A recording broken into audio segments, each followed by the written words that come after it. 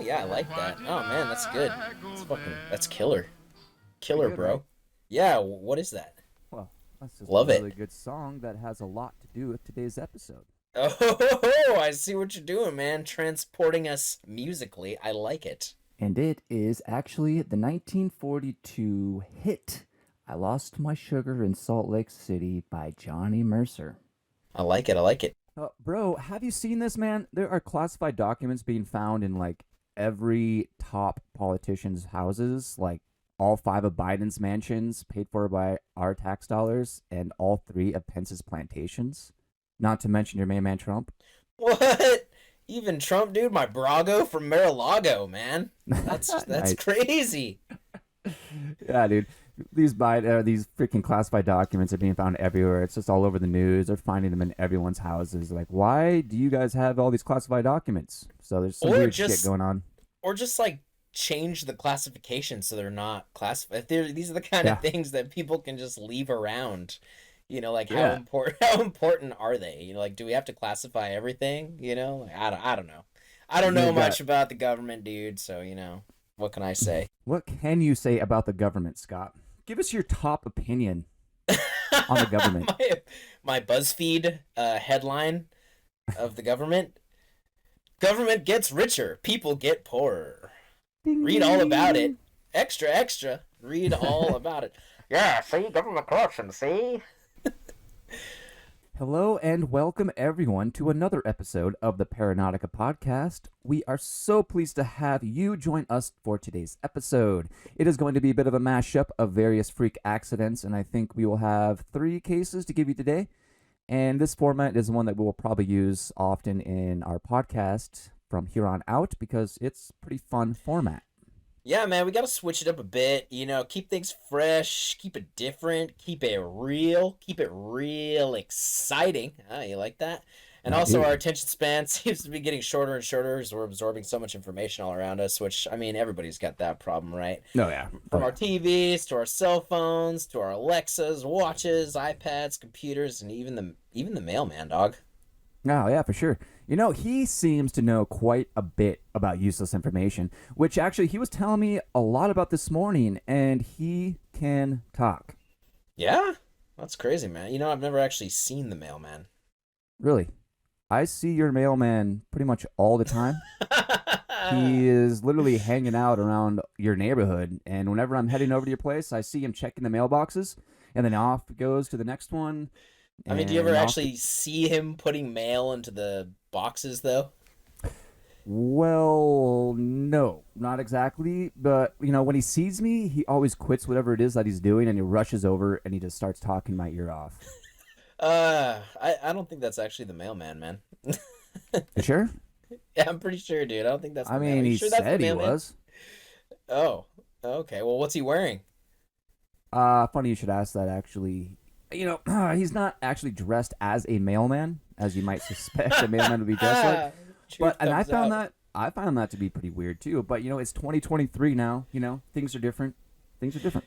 Yeah, I suppose. You can't judge a mailman by the clothes, by the United States postal outfit that he's not wearing. But yeah, you probably shouldn't be talking to him, dog. And you should probably just tell him to get the hell out of my neighborhood, actually. But he seems like a really nice guy, and he's really good at talking. Right on. Okay. Well, anyways, what are we presenting today, my friend? Well, Scott, let me ask you a question. Fire away, sir. Let me ask you this. Okay. I'm waiting. I'm waiting. Have you ever been to Arches National Park, Utah? No, actually, I have not been to Arches, but I would love to go to Arches because every time I see pictures of Arches, I get super jelly. Yeah, well, it's a really stunning place, actually. I've never actually been to the park itself, but I drove through Moab, which is a pretty cool place in itself. And it's also the subject of that incredible song that we are blessed to have for the intro of today's show.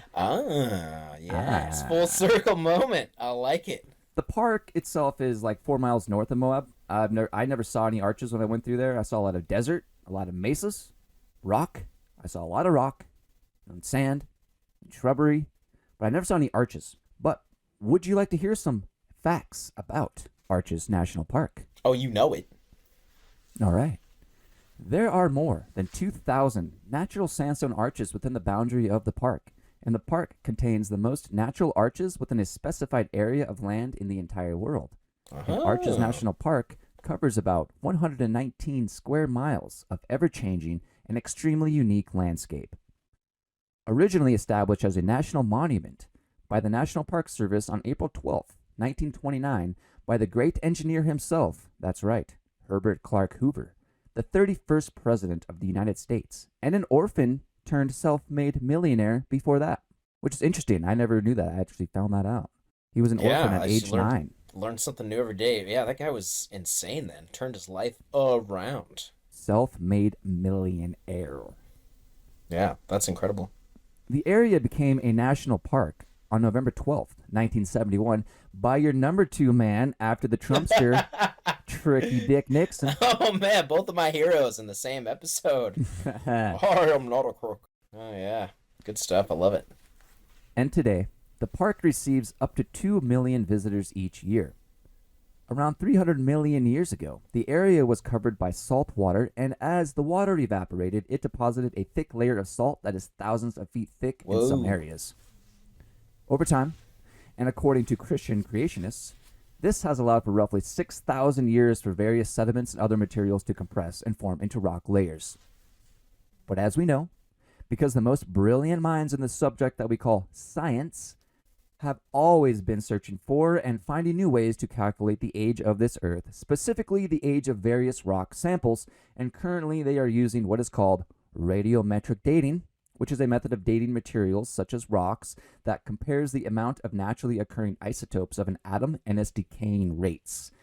It's also called radioactive dating and gives you rock solid results. Oh, rock solid results with radio. Oh, we're just gonna clip that out because I fucked that up. So you could just clip me out there. I'll clip that out. Over time, these layers of rock are slowly eroded away by acidic rains, which create what's called carbonic acid. And this dissolves the porous sandstone. And over millions of years, these massive formations are created.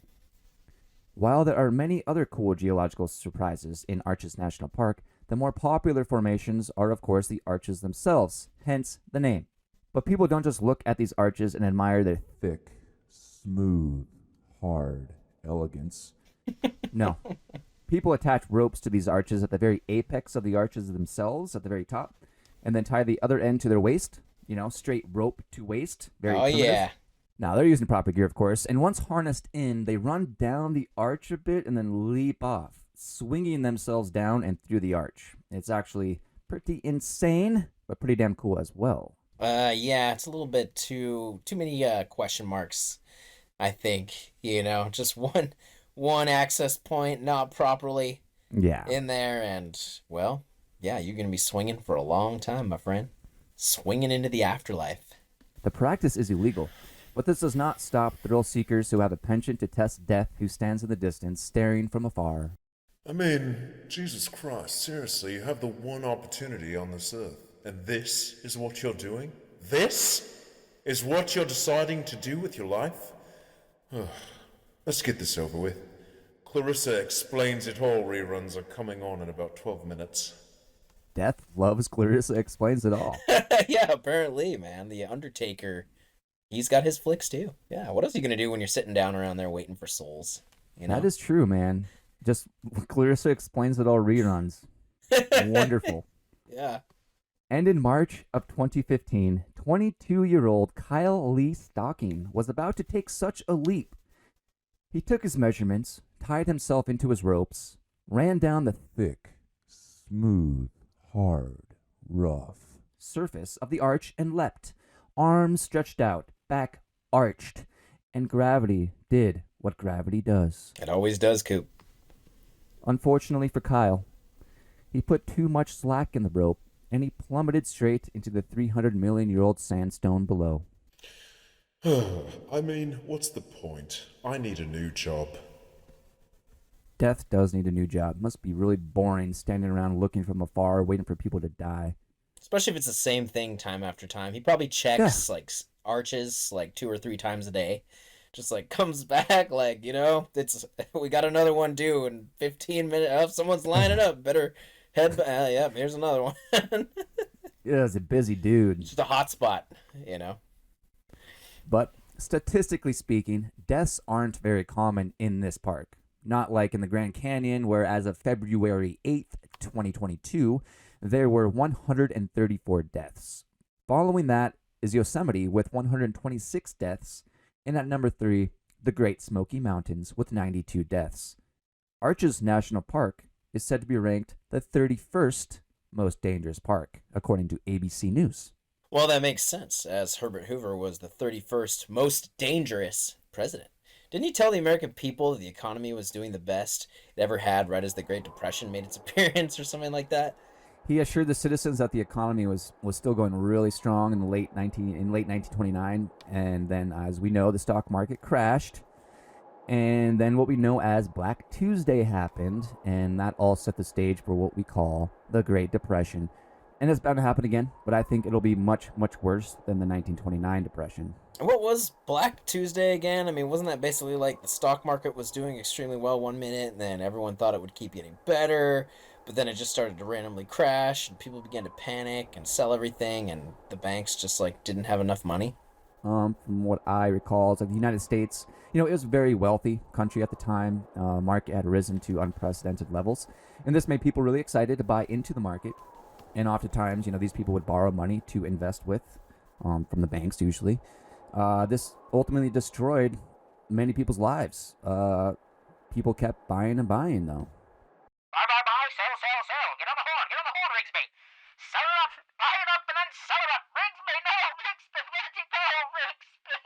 Sell it, buy it, And then all hell broke loose. The market started to sharply decline, and people, like you said, they panicked, and everyone rushed to sell their stocks and dip out. But this only caused further decline in the market and more panic. And I'm pretty sure that there was a lot of insider trading going on there by the super wealthy. The Carnegies with their steel, the Rockefellers and the Mellons with their oil, the DuPonts with their chemicals, the Fords with their vehicles, the Kennedys with their real estate, the Vanderbilts with their railroads, and the Rothschilds with their banking monopoly, among so many others. But all the middle class and certainly the lower class, they were all basically wiped out. Yeah, man, that's really messed up. I mean, whole families were put out on the streets, and they lost their homes, and it was desperate times, and people were sheltering wherever they could, even in sewer drains, man. I know. People were like literally starving to death. People even killed rats, dogs, cats, and their own pets just to have something to eat. Like, that's how bad it was. Yeah, and there were food riots where people would just break into stores and take whatever they could get. I mean, I would. I mean, think about it, man. People are literally dying, Yeah, it's either that or don't eat. I mean, farmers had to let their crops go to waste because there was no way they could sell them because people didn't have any money to buy them. And there was just like, I mean, you can't give, 700 bushels of grain away on the street. There's just people couldn't do anything with it. It got wasted in the end. Yeah. And say with like the cattle, the livestock, they just had to kill thousands of animals because there's just no way to feed them, and otherwise the animals would just starve to death, and which so many did, and that's why they started killing them off. Dude, and then right after that was the Dust Bowl, Yeah, dude. The perfect storm for everything to go to shit, man. Just dust storms, the whole, like, all of the good topsoil was just blown off of the prairie, so you couldn't grow anything even if you wanted. Just people were tough, dude. Like, all those people that made it out of that, like, they were so tough. You had to be so tough back then. You just had to be tough. My grandma, she's since passed many years ago, but she recalls when that was going on, and she would tell stories of it. I was too young to really, like, care too much about it, but, like, hearing her stories, it's like, whoa, you lived through that. Holy crap, man. Yeah, I remember my school used to have grandparents come in and talk about, like, the Depression. Like, my grandmother was a young girl during the Depression, and like, she never put money in the bank, dude. My grandmother never put money in the bank. She'd always roll it up. She'd put it in socks. She'd put it in the mattress. Classic, just like what you hear, but she had a mistrust that lasted the rest of her life. After she passed away, we found, like, bills in the most random places in her house. No shit. Went through her. Yeah, dude. Absolutely. She was just storing bricks of cash in the walls and shit? Yeah, like 120 grand. worth. Holy fuck. Yeah, rolled up in socks, underneath the mattress, in pillows. Like, Wow. yeah, dude, insane. Wow. That's only stuff I'd hear on TV or, some weird That was show. our family real life, homie. That's cool, man. Yeah, my mom split it with her sister. It's good to know that shit. History repeats itself and people forget history. Yeah, it's Sad. important. History's important, man. Yeah. Sadly, there are just so many people, most of our younger generations, that just have no idea of what a telephone booth was or a Yeah. drive-in theater. Yeah, people say history and they're like, "Oh, you mean when Kim Kardashian was married to Kanye?" Like, oh, man, yeah, that's history, dog. Yeah, it's all just entertainment stuff. That's what Yeah, these younger yeah. generations care about. Totally. Well, back to the story. Arches National Park has only had 6 recorded deaths since records have been kept sometime after 1971. These deaths include 2 people who fell while hiking in the Delicate Arch area in 2019, and a third was injured. They happen to be parents who died, and the injured was their son. Delicate arch. Sounds like something my wife does from time to time. Is that right? Yeah, she does yoga. So, Fantastic. It's not a sex thing. It's just a yoga thing. Sadly. And another woman presumably fell or was struck from falling rock in the Devil's Garden area in 2022, which is also what I call my taint. The Devil's Garden. Check out these statistics, bro. According to psbr.law, they have studiously compiled every available record of deaths occurring in the 423 park sites in the U.S., and I think around another 150 additional park-related areas. And between 2007 and 2018, a 12-year span, there were 2,727 documented deaths at a national park. Whoa. There were an estimated 3.5 billion visits to all of these parks in that time span, and the math on this comes out to nearly 8 deaths happening per 10 million visits. Oh, man. Well, at least you have pretty good chances of having a decent day while you're there, Yeah, and it's like men make up about 81% of deaths, while women make up the remaining 19%. Oh, man. That's not very good statistics if you're dudely inclined, such as ourselves. Yeah, I might keep myself out of state parks and national parks from now on. Don't go to state parks. Chances are way too high. And if you're a kid up to the age of 14, you are much safer than any other age group. And it doesn't really matter which age group you're in after age 14 because it's pretty much the same across the board. And can you guess the leading cause of death in national parks and recreation sites, Scott? I want to say animal attacks, but I'm sure it's something, much more common like murder or suicide, unfortunately. All right, not too bad, not too bad. While both of those that you just said are on the list, neither are the leading cause of death, however. Drowning is the leading cause of death. What? No with way. An estimated total of 668 per year. Whoa. And following that is vehicle crashes with 475 deaths. And after that, it's slips and falls with 335 deaths. And after that, death by natural causes at 285 deaths. And then about 260 deaths are said to be caused by a suicide. And they say that only 8 people are recorded to have been killed by animals within the park's boundary. That's Pretty crazy, interesting. dude. Yeah, I mean, what do they mean by natural causes? I mean, because like for example, I feel like the one that you always hear, right, is the drunk guy in Yellowstone steps yeah. off the path. I mean, how many years have we heard this? Dude's drinking some beer. They practically yeah. find a trail of beer cans like all the way to, one of those hot springs or whatever.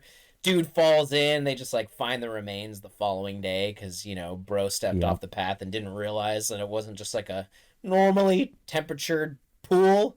The bubbling green sulfuric smell just like didn't give it away, or like little mud pots popping around the outside. Just it's a horrible way to die. But so would that be like a slip and fall, or is that what they mean by natural causes? Interesting to think. I think what they mean by natural causes is heart attack or stroke or something like that. But 285 I know, deaths. right? That's so crazy. Oh, damn. I guess you're going out like seeing something beautiful, I But suppose. here's the thing, if you're walking, just chilling, and what if a rock falls on you and kills you? Wouldn't that be a natural cause of death?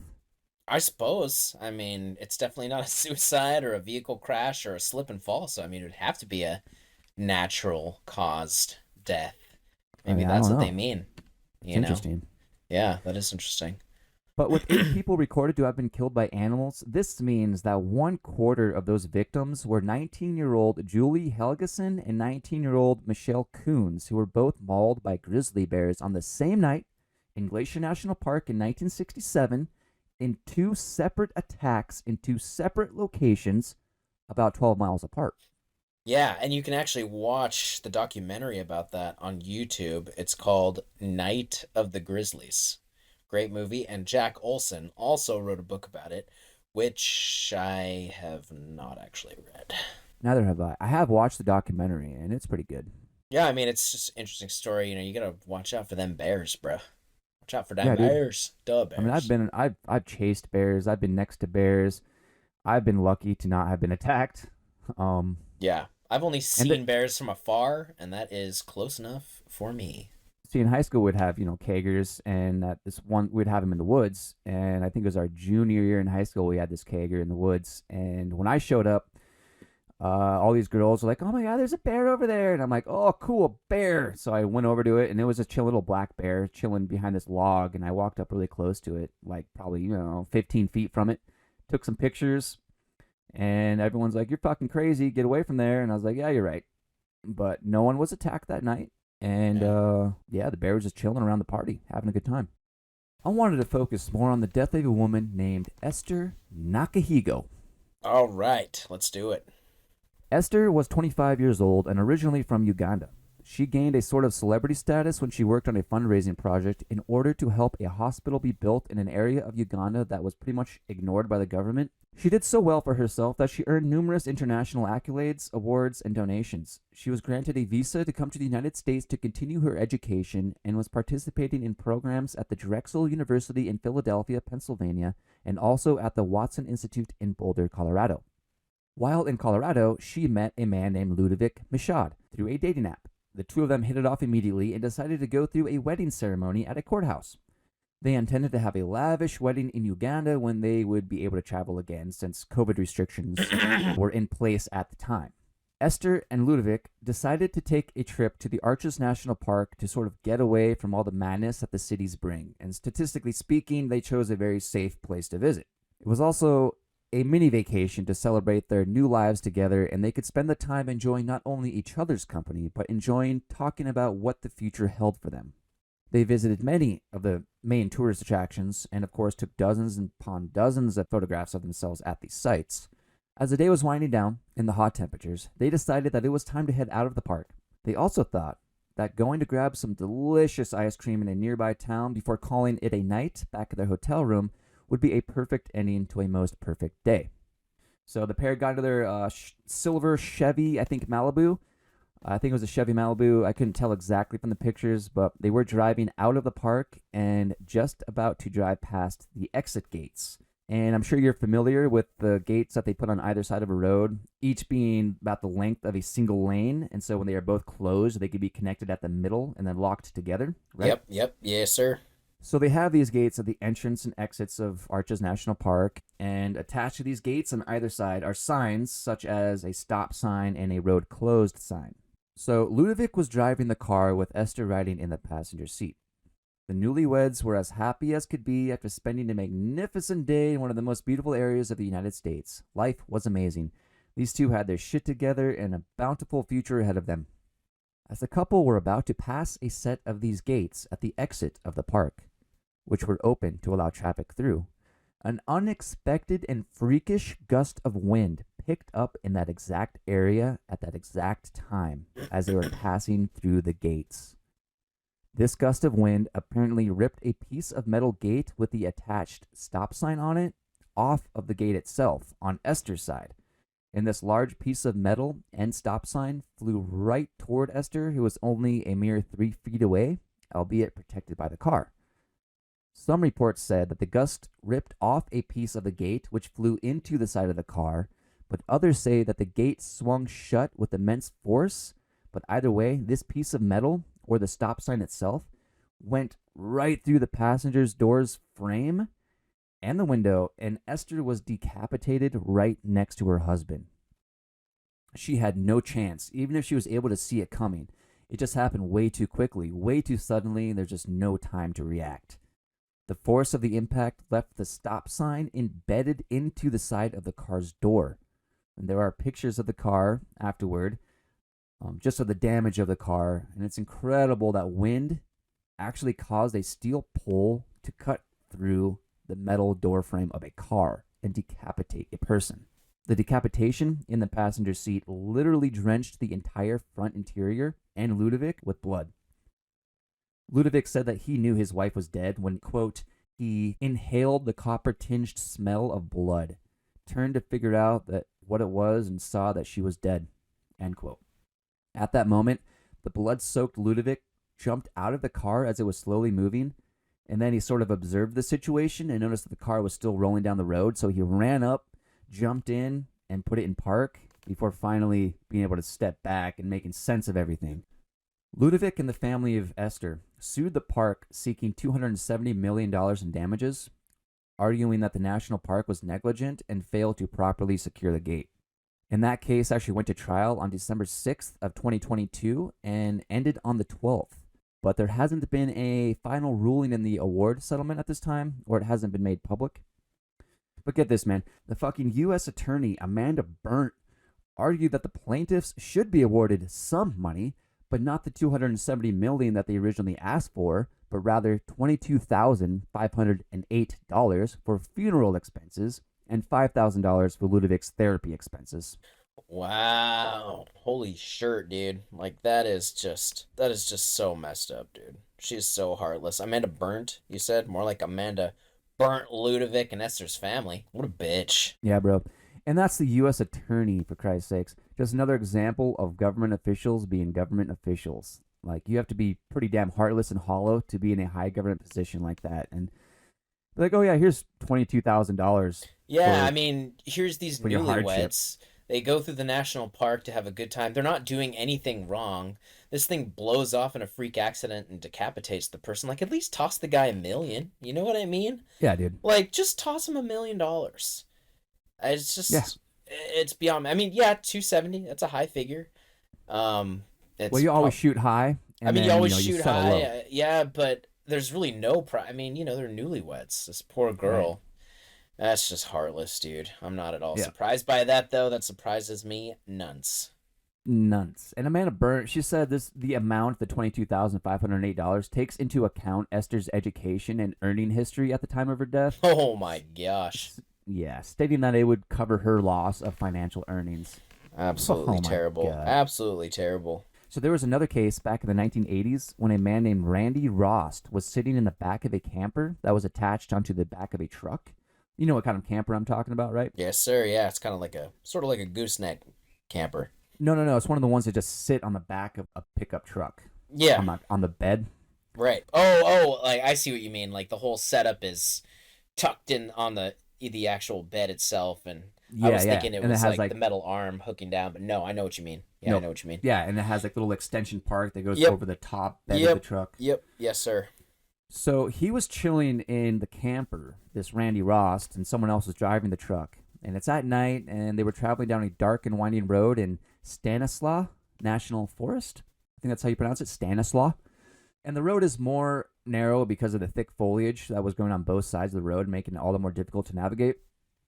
And similar to our last story, there was a gate, but this gate, it was painted dark green and was partially hidden by the forest flora, and it had no warning signs or markers, and it was located on the curve of the road, and its crossbar was extended directly into oncoming traffic.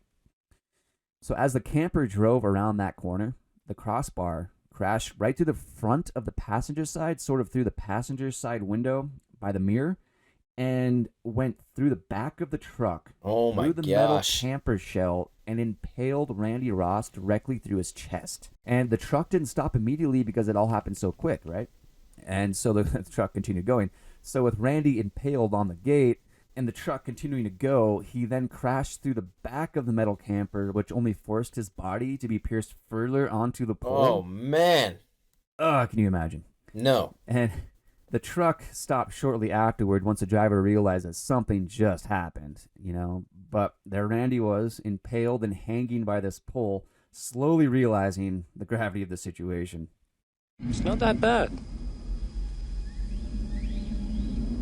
Well, I'm not saying I'd like to build a summer home here, but the trees are actually quite lovely. He didn't die, though, miraculously. And was eventually rescued. I don't know how long he was stuck on the pole there, but think about man, that's so crazy, dude. Yeah, and think about this. This happens to you, right? You're impaled by this pole. You have no idea what happened, but you find you're impaled by a pole now. You're hanging there by it. It's just you and your buddy has to go get help now. So you're left impaled on this pole at night, all alone in the dark, in the Thick, bushy, damp, moist. forest. You're bleeding. Animals know when prey is injured because they can smell blood. I mean, bears can smell blood up to 20 miles away. So you're left alone, impaled by this damn pole. Your friend goes to get help. That's Sketchy. Yeah, dude. I can't even. It's so terrible.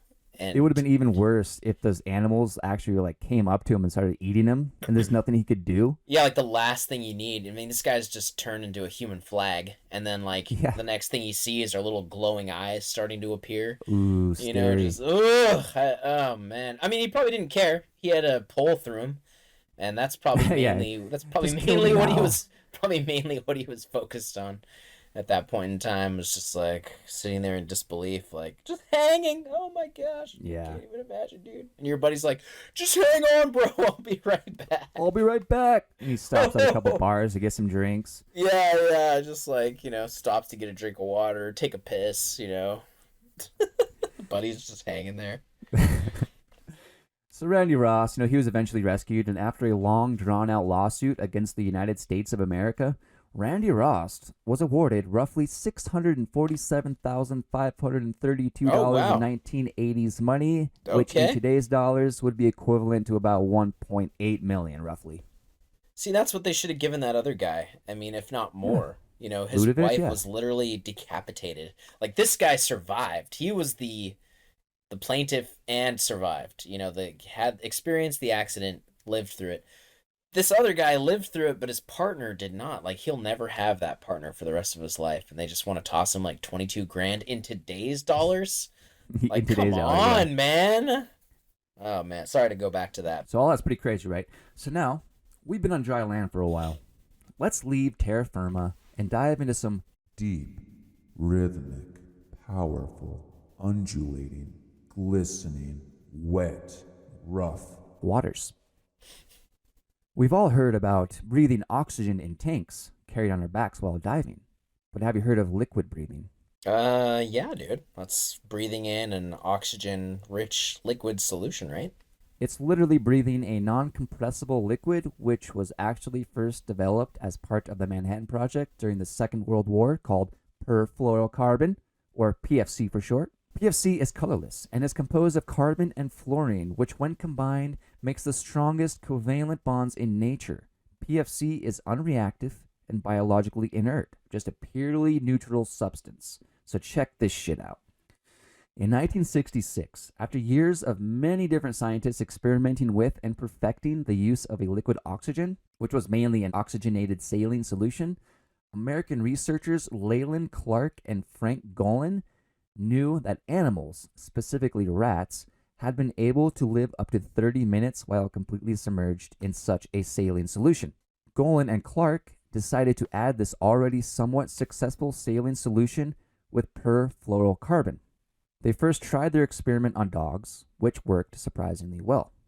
And it's important to remember that scientists had been trying to figure out a way to breathe liquid since the First World War, and at this point, after so many breakthroughs, the entire aim had not changed. But as far as we know, a human had not been used as a guinea pig up until this point. But again, human experimentation was, and still is, kept hidden from the public eye. In fact, Congress's first legislation to protect the rights and welfare of human subjects was the National Research Act of 1974. Did you hear that? 1974. And that only came after the public did find out about widespread human experimentation by the government, which had been going on for many years. Dude, we need to do a story on human experimentation, bro. We will be doing probably a 3 or 4-parter and also single episodes on specific cases for sure. Excellent.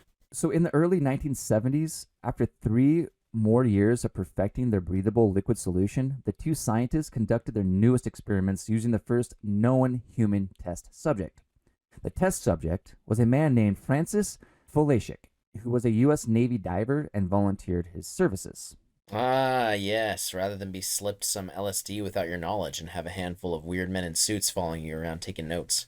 Yes, he appears to have no idea what is happening to him. He's now naked and curled in the fetal position. Oh, uh-oh. He's now rolling himself over and over while chanting that he's a baby tire. Uh-oh. Bob, watch out. He's gonna roll into you. He was given a small local anesthetic to help with the intubation, which is inserting a tube down one's throat into the trachea. Francis was then given the solution. He was able to breathe the liquid solution, but I couldn't find any information on how long he was breathing it. Ultimately, he survived, but he developed pneumonia as the doctors struggled to drain the fluid from his lungs. He went on to give lectures about his experience, and at one of those lectures, there was a certain 17-year-old boy who happened to be attending. Scott, take an educated guess at who this teenager was. Since we're talking about water things, I'm going to go with James Cameron. I'll give you some clues. It's a he, and he is a director. He directed Exogenesis, which is about a woman and an engineered man who are sent in a gigantic sentient starship to search space for a place to start a new life cycle. Raj decides to take a look around the ship. He comes across a gigantic robot cleaner. Combat ensues. He also directed True Lies.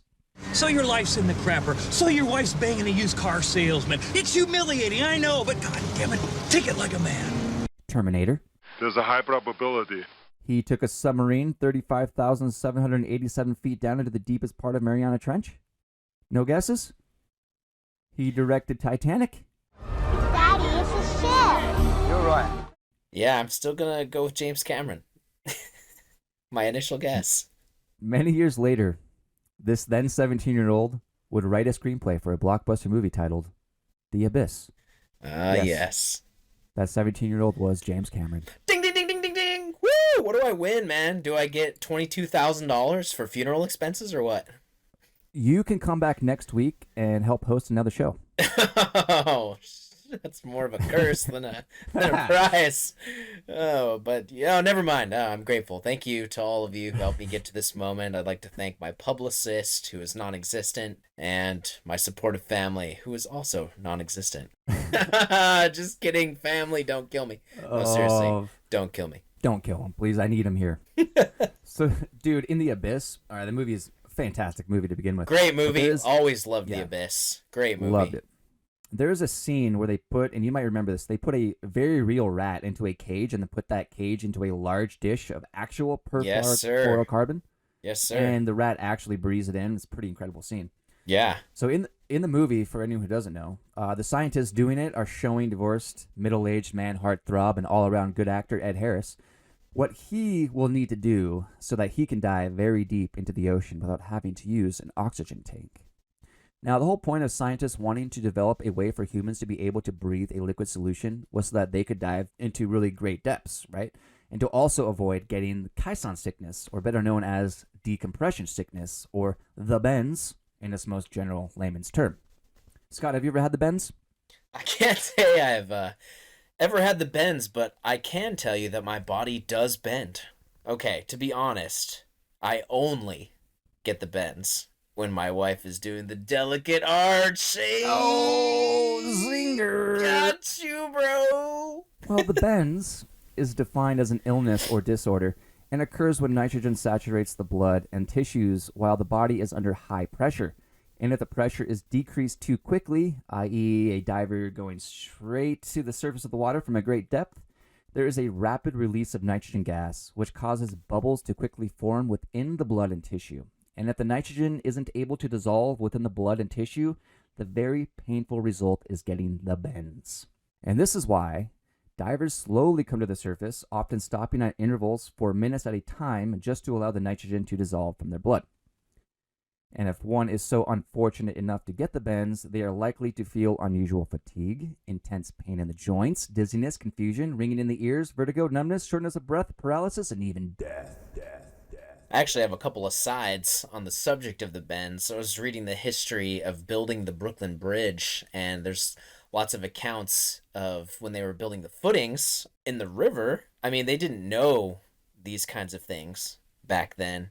So many people got the bends. They were down in these like metal containers underneath like the pressure of the water, and these people would be like shuttled down there. I forget how they got down there. I mean, I'm sorry for the incomplete history lesson, but essentially they were under in these metal things doing this work underneath the water, all this like intense banging, and they're down there for hours, and the people would come up, and some of them would just like immediately fade out and start seizing and having seizures, and nobody knew what was going on, and they were like, what is happening? Like they just didn't know. Like they didn't have that knowledge. And then my other aside is I was just listening to an account of a guy who's part of this team of divers living in an underwater, essentially like a large metal tank, and like they stayed down there for days at a time. You can't go back to the surface if that's the case for that exact reason, because you'll get the bends. But he was talking about how to use the restroom, since you obviously don't have any kind of portable system down there. You take this bell down and you go into this like underwater thing that has essentially an air bubble under it. You pop your head up in this air bubble and you just pull your diver suit and you do your business. But fish get used to that, and so when you do that, suddenly you get swarmed by all these fish that are just like trying to feed, which is pretty gross. And he said the scariest thing he ever saw was he turned around to go back up to the surface, and he just saw this eye staring at him that was about the size of a saucer, after he had done one of these bathroom trips. And it was a giant Goliath grouper down there, like checking out what he was up to, literally inches from him. And he screamed, and he came back up so quickly into the little dive bubble like tank thing they have, screaming, and everyone thought he got bit by a shark or something, and he's like, no, I just saw this crazy fish. But I mean, it was nighttime, and you just see this huge eye, dude. You turn around and it's right there. Like, can you even imagine, bro? The ocean scares me, man. It's so scary. Ocean scares me. I've swam in the ocean, and I always just felt so uneasy. It was off the coast of like California or Oregon or something.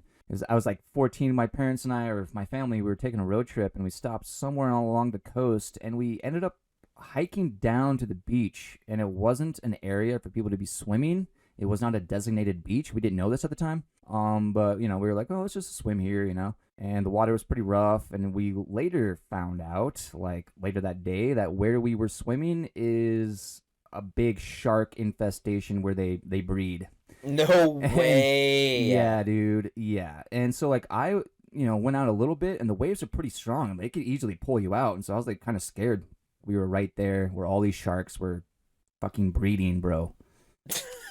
Ugh. I don't like the ocean. I do not like the ocean. It's somewhere where humans were not meant to go, and yet we go there. We love it for some reason. It's we like do. The unknown, because we don't even know what the hell is happening in the ocean. Yeah, it's true. They always say, like, the most popular quote is, we know more about the surface of Mars than we do about what's going on underneath our oceans. So now let's introduce a man named Nicholas Mevoli. Mevoli was an accomplished American world record-setting freediver, and on November 15th of 2013, he attempted to break yet another record. His goal was to reach 315 feet on a single breath. Once he reached about 260 feet, he apparently suffered a minor upper respiratory squeeze, basically, some minor lung damage. And I guess at about 100 feet down, your lungs are around the size of a quarter. And if that's correct, then at 260 feet down, I'm assuming your lungs would be the width of a pencil, right? Because the deeper you go, the more pressure, right? Man, that's insane, dog. But he turned back and made it to the surface and seemed to be perfectly fine, so he called it a day and took a little time off. And so 2 days later, he attempted another dive. And at about 223 feet down, which is 37 feet shorter than his previous dive, he stalled, appearing to want to return to the surface. But he changed his mind and continued with his descent, which was the worst mistake he could have made. His fellow divers and others familiar with the dangers of these types of dives said that they all shook their heads and cringed because they knew that it was not a good idea to do what he was doing. They knew that he didn't have fins on or any backup oxygen tanks, so they just feared the worst. So Mevoli, he only made it roughly another 14 feet down before jetting back to the surface. And Mevoli was underwater for 3 minutes and 38 seconds on a single breath, which I can hold my breath for like a minute. Yeah, maybe a minute. Same. Yeah, Same. It's pretty bad. He pulled his goggles off and gave an okay to everyone, but as protocol, I guess he was supposed to officially say, "I am okay." So as he was attempting to say those words, his speech just became slurred and he became silent and his eyes widened and became very distant. At that point, he fell backward into the ocean, having lost consciousness. And this, of course, losing consciousness isn't unusual as you're dealing with a lack of oxygen while you're engaged in physical exertion. Pretty standard. So those around him thought nothing of it and just sort of thought that he was, getting a great jab at everyone.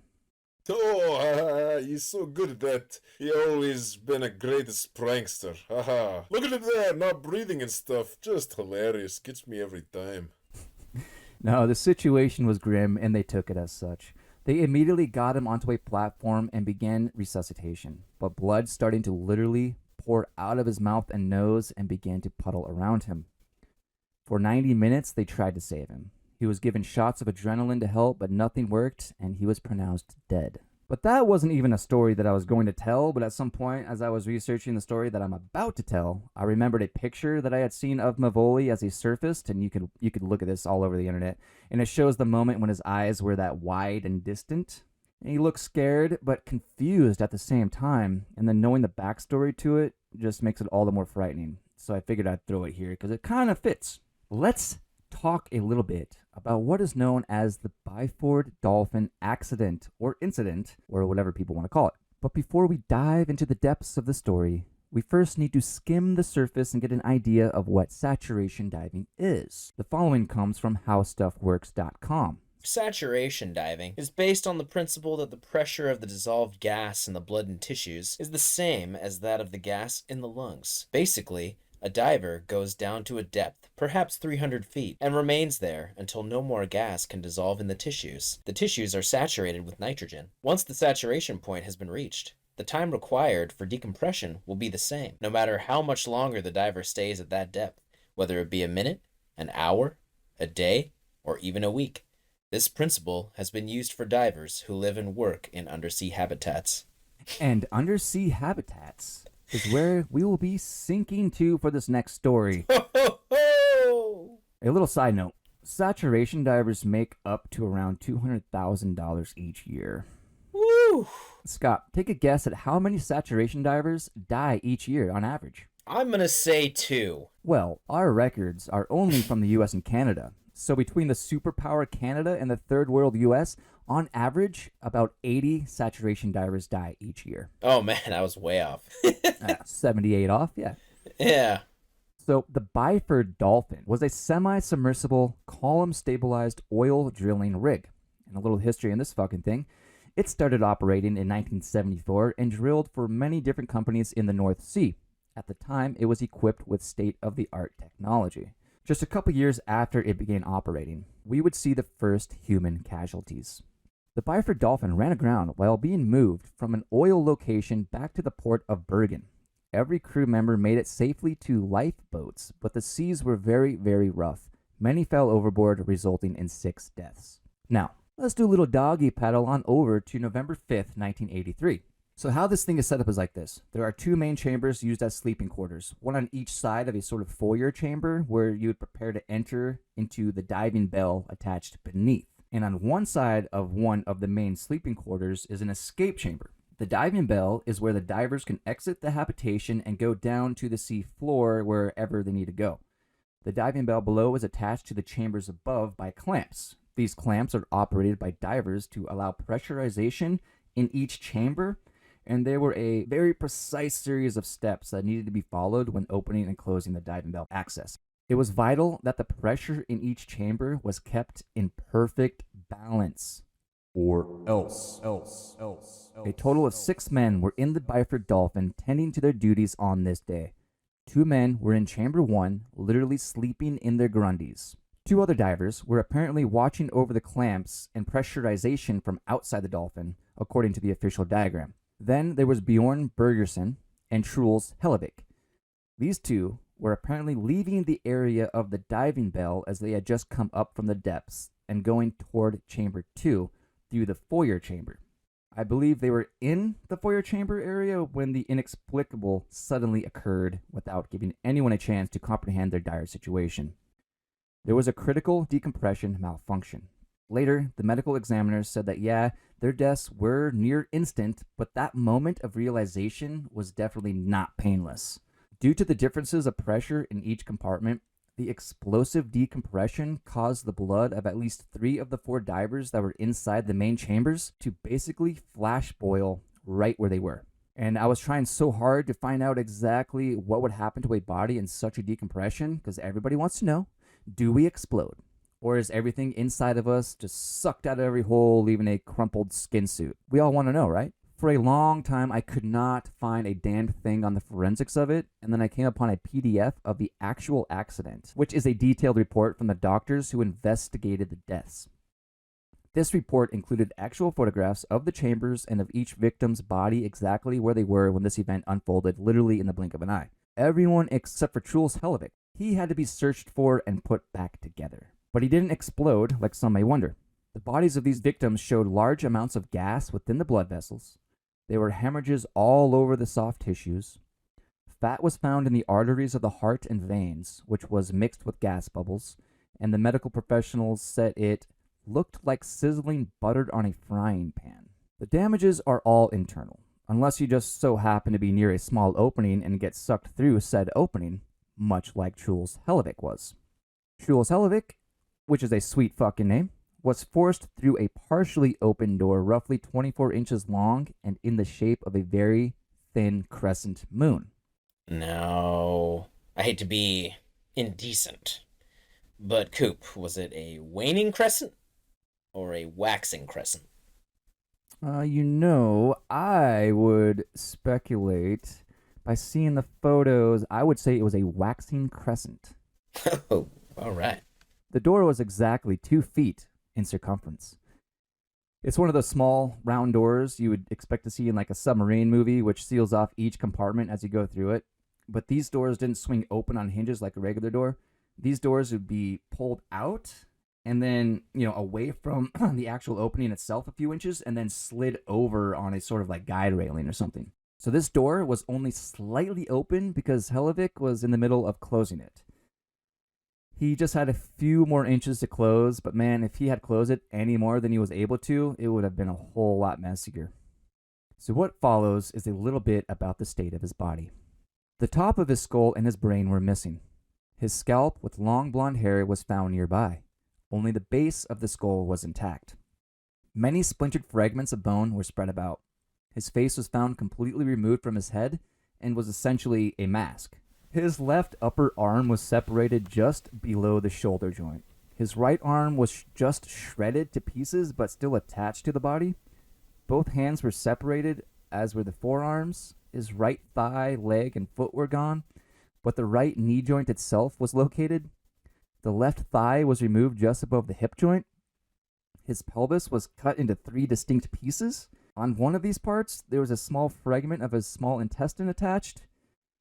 This report said that his penis was present, but it was invaginated, meaning that it was turned inside out or folded back on itself to form a cavity or pouch. His abdomen and back had been cut just above the pelvis and below the sternum, and was as mangled as one could imagine. In fact, the largest, most intact piece of him was probably his chest area, but it was only the skin that was left in the shape of like a wife beater. Either that or his left calf was sort of intact. So he literally was just chopped to many, many, many, many, many little pieces. I being can't sucked to that little crack. even imagine. I hope it was his head first so he could just die it instantly so he didn't have to feel the rest of it, you know? Yeah, there's no way of telling, man. Anyway, his abdomen was basically a sack, as they put it. Looking from above, you could look, as they said, quote, look down through the larynx, end quote. Bob is over there like, Hey, Chuck, dude, you should come back here and look at this shit, dude. You can see right down through his larynx, dude. Well, I'll be damned. Hey, Steve, dude. Hey, come look at this, man. You ain't ever seen nothing like this, dude. obviously, all of his internal organs had been expelled and spread about the interior of the room, all but his trachea. Most of his ribs were scattered about as well. Body parts were found 30 feet away from the opening, and the investigators said that the decompression was so sudden and intense that some of Hellevik's organs had no damage at all, as if dissected out of the body. After a summary overview, it was theorized by the Norwegian government, because that's where they were in Norwegian waters, that one of the divers in charge of the pressurization and clamps was at fault for releasing the diving bell before its pressure could be increased and before sealing chamber 1 from the foyer chamber. This then caused an instantaneous decompression, which killed all 4 divers within the foyer and main chambers, and also caused the diving bell below to shoot off and strike the 2 divers outside of the Byford Dolphin, killing one and seriously injuring the other. So there's only one survivor of this whole thing. But the families weren't having the government's explanation, and rightfully so. Of course, the government would avoid all responsibility and place it directly on those who died in the tragic accident. But a coalition called the North Sea Divers Alliance was formed to help protect divers, specifically North Sea divers. And in 2008, after 26 years of fighting, the Byford Dolphin accident was finally determined to be due to faulty equipment, noting the clamps as being the most likely cause. Oh, man. So they tried to do it right, and the equipment failed, bro. Bro, they were just doing their job, doing everything correctly. Oh, my gosh. That is so messed up, dude. So many reasons why I would never want to work in that sort of job. Oh, absolutely. Anywhere where you're undersea, like, depending on equipment, crushing pressures, you know. I know there's jobs that need to be done, but I'm good, man. Even like the pay is great, man, but it's like the risk versus reward. You know what I mean? Yeah, absolutely. There's people that always want to get rich quick, and they're trades guys, and they're like, oh man, I want to be a underwater welder, because they get paid, over $100 an hour or whatever it is. But like you're extremely likely to die and get electrocuted or whatever it is. Just like, dude, no thanks, man. No. I want to be on solid ground. Like, even just being on solid ground is dangerous, man. Like, we're not safe anywhere, man. Humans are too frail. Yeah, I mean, there's people that work with chemicals all day, or people that work around loud sounds all day, or people that work in, like, even paint booths. I mean, you could wear, like, good masks, but you're still getting exposed to harmful... all the chemicals. Yeah, dude, just day in and day out, I mean... Well... you want to highlight some current topics in the news? Yeah, I'm glad you said something. I'm going to tell everybody about the Paul Pelosi hammer attack. Pretty sweet name, right? Apparently, he got him pretty good at least once. In the video, we can see that old Paulie, is holding a clear cup with a liquid in it, and he appears to be fairly intoxicated as he stands next to David Wayne DePape, who holds a hammer in his right hand. Paulie is also gripping the hammer just above where DePape is holding it, clearly in a defensive manner. The cops tell DePape to drop the hammer, which is when Paulie seems to step backward, loses his grip of the hammer, and that is when DePape swings with deadly intent at least once at Paulie's head. The cops rush. We don't see much after that, but you can tell that Paulie is on the floor. It fucked him up pretty good. I think he got a fractured skull. Yeah, it definitely messed him up bad. I mean, dude comes at you with a hammer. Like, come on, What else we got? I think we have a Air Force general warns of war with China in 2025 and tells his officers to get ready. So this general, he says that his gut tells him that because both Taiwan and the U.S. will have elections taking place in 2024, that they will be occupied and distracted, which will leave Xi Jinping, the Chinese president, the perfect opportunity to strike. The general is dead serious about this and has sent memos to other commanders telling them to prepare their men for war. And in March of this year, there will be a hearing of sorts to determine the threat risk and likelihood of an attack. Oh, man. That's well, something. that'll be something great to think about. And in the meantime, we can busy ourselves with the announcement that the Trumpster is making a second bid at the presidency. No way. Yes, sir, dude. Is he? Is he? Are you going to vote for him? I'm not gonna tell you what my vote's gonna be, Coop, and I'll just so. I'll just let you figure it out, man. I guess we'll see, huh? Won't we, on election day? I guess. I'm going to follow you into the booth. The Brago from Mar-a-Lago, dude. I love it. I love the name.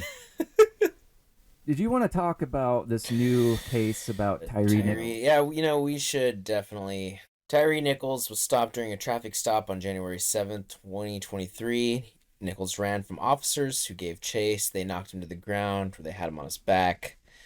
His arms were stretched out right, and two officers just started throwing punches with both their fists at his face. Jesus. And right after that, the cop whose body cam footage we have began pepper spraying him. My Cop God. with the camera leaves the area to breathe, so you know it was bad. But you can hear the other Right. cops yelling at Nichols to show him their hands. The entire time, his hands are very clearly visible. I think they're just pissed that he tried to run. At this point, the police it's like a 5-on-1 type deal.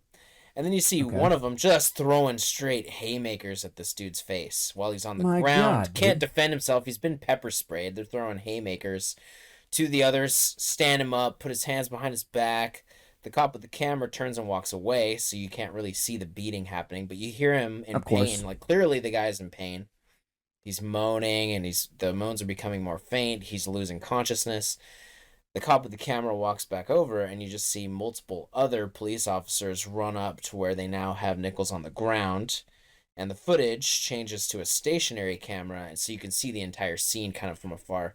They try to sit him up, but he only collapses. They drag him and lean him against the car. One of the officers walks back around. He looks like he's run a marathon, because they've been putting so much effort into this. And Or is he just out of breath because he's throwing fucking that's what I haymakers at mean. this Yeah, guy? I mean, like, you can tell, like, they're just out of breath because they felt the need to, like, use that much aggressive energy towards this individual. My God. And the dude. others are just standing around talking. So, I mean, what we see is the camera changes back to the body camera, and you can see Nichols sitting up against the car.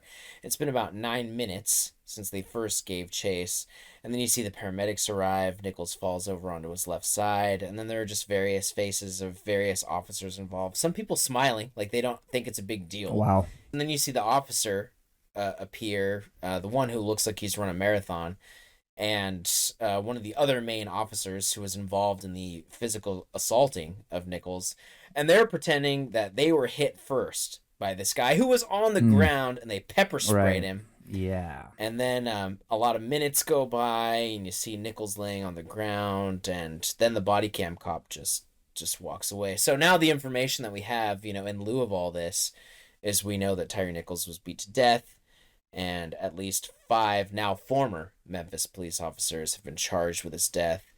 Tadarius Bean, Demetrius Haley, Emmett Martin III, Desmond Mills Jr., and Justin Smith have all been charged with second-degree murder and other crimes, including aggravated assault, aggravated kidnapping, official misconduct, and official oppression. And of course, Mr. Nichols, we know, died 3 days later, and an independent autopsy found that he died from kidney failure and cardiac arrest. Jesus Christ, man. They literally just beat him to death. They literally just beat him to death for what seems like no reason. I mean, it is no reason, and there's no reason for that to have continued as long as it did. I guess we don't know all the facts, but as much as we know at this point, whatever, it was a traffic stop, right? Right. And he ran. He ran. But he didn't He fire a wasn't armed. weapon at them. Yeah. He didn't have a weapon. he didn't threaten them in that way, and they just kept it's just egos and trigger happy. I know there wasn't a gun involved, but these people are sometimes, I feel like they're just trained to, like, just be ready for that fight, throwing hands immediately. Dude, it doesn't make sense though after everything we just It went doesn't. through with I know. Black Lives Matter and all the I riots and know. all that shit that Still happened, and then you happening. have these guys. Still And happening. there were 5 black police officers, and apparently they were in a police gang. They actually had a gang that they were in as police officers in that precinct. But, it's good this to is the talk about world- it. I know this is like a well-discussed story at this point, but, we need awareness. We need people hearing about these kinds of things. I know you can flip on the news and hear about it, but we're going to talk about it too, because it needs to be talked about. Like, this kind of thing needs to stop happening. It needs to be discussed. And I don't know, man. This is the world we live in, and it's an unfortunate and sad truth. For as progressive and cultured of a society that we are, or praise ourselves to be, and seeing how far we have come is nothing short of a sigh of relief and a metaphorical pat on the back for ourselves. But despite all of our human advancements in a once wealthy society and all of our behavioral sciences guiding us along our path through life with our learned morals and ethics, our shared values, not only as individuals, but as individuals who are capable of living together as a cultured society, it seems that all we do and all we have done to curb violence in our communities has done nothing but acted as a rudimentary band-aid, not meant to be used as a band-aid. I don't know if it's going to change, bro. I really don't. I think it's just human nature to be as we are. And when it becomes like a group mentality, people by themselves are pretty intelligent. They can think for themselves, but you put them into a group or a pack, the whole mentality changes. Yeah, and rare is the individual that goes against the majority. Especially in a situation like that. Like, how many body cams have we seen so far where one officer steps up to everyone else and goes, hey, enough, like, stop that? I haven't seen one. I've never seen I one. haven't seen a single one where one of the officers hasn't tried to put a stop to it. I think that needs to be talked about too. Because who knows? Maybe they'd be laughed at. Maybe they would be ignored. But there has to be a point where somebody in a group, this is a group of officers doing this, needs to be the one to say, enough, guys. You know what's been happening lately. Enough. Knock it off. Quit it. Common sense. Stop it. Common fucking sense. Yeah, exactly. And maybe that's where it starts. Especially as a police officer. You're supposed to be there to protect. I know. But, it's just crazy, bro. With that said, people, be nice to one another. Feed each other. Any final thoughts, Scott?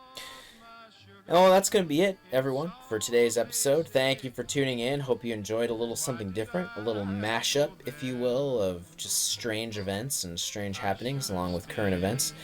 And come back next week for another fun episode. Yeah, thank you everyone so much for tuning in, and do not forget to subscribe to the Paranautica podcast wherever you listen to your favorite podcasts, and make sure to like and share and help us get our name out there. You can also email us if you feel like at paranautica@gmail.com. That's paranaughtica@gmail.com. And